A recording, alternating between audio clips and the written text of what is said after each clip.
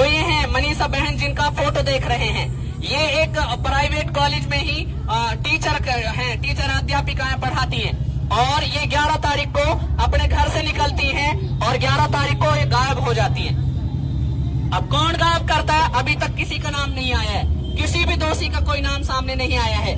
13 तारीख को इनकी डेड बॉडी एक खेत में पड़ी हुई मिलती है, खुले हुए मैदान में पड़ी हुई मिलती है और आपको बताया नहीं जा सकता इस कंडीशन में इसकी डेड बॉडी मिलती है। पूरा चेहरा जला हुआ होता है, आंखें कोई निकाल के ले गया होता है और कितने हमारे इंटरनल ऑर्गन्स होते हैं जो उनको निकाल लिया गया होता है। इतनी दरिंदगी के साथ, मैं तो कहता हूँ जिनके अंदर एहसास नहीं, रहम नहीं, वो इंसान कहने का हकदार होता ही नहीं, चाहे वो कोई भी हो, किसी भी धर्म का हो। जिसके अंदर एहसास और रहम नहीं, और खास तौर से बेटियों के साथ, वो अपने आप को इंसान कहलाने के लायक नहीं है। आप किसी भी धर्म की किताबें उठाकर देख लें। तो हमें ये बात समझनी है, उन दरिंदों ने इस तरह इतना बुरा रवैया किया है कि हम उसको बयान नहीं कर सकते।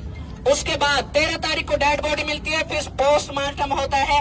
वहां के जो हुक्मरान है, वहां के उधर की हुकूमत और उसके बाद प्रशासन ये जवाब देता है कि इन्होंने सुसाइड की है खुद ने।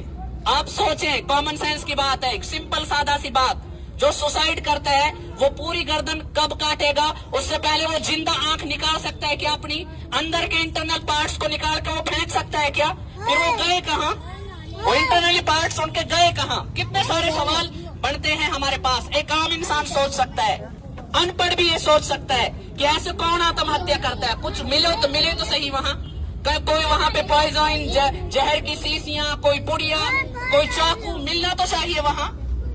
0% उनकी गर्दन पीछे से बची हुई है, बाकी सारी गर्दन कटी हुई है और उनके खाने की नली और सांस की नली दोनों नहीं है, गायब है। आप बताएं, अगर कोई जानवर उसको खाता है तो चेहरे को क्यों छोड़ेगा? जो अंदर से सांस की नली निकालेगा और खाने की नली निकालेगा, वो चेहरे को क्यों छोड़ेगा?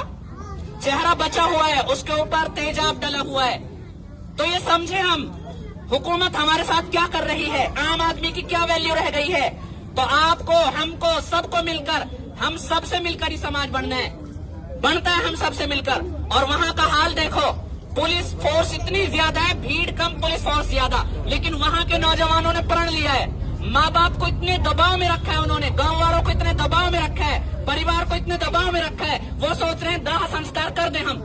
लेकिन पूरे इलाके के नौजवान, पूरे इलाके की लेडीज औरतें, जो बूढ़ी औरतें लाठी से चलती हैं, वो भी घरों से निकलकर ये कह रही हैं कि ये मनीषा का डेथ तो हो गई है, अब इससे जलने से कितनी देर बाद जलेगी, कितने दिनों बाद जलेगी, इसका संस्कार होगा। ये तो कोई बात नहीं है, मसला ये है कि हम अगली मनीषा कहाँ से तैयार करें इन दरिंदों के लिए। मसला इस चीज का है।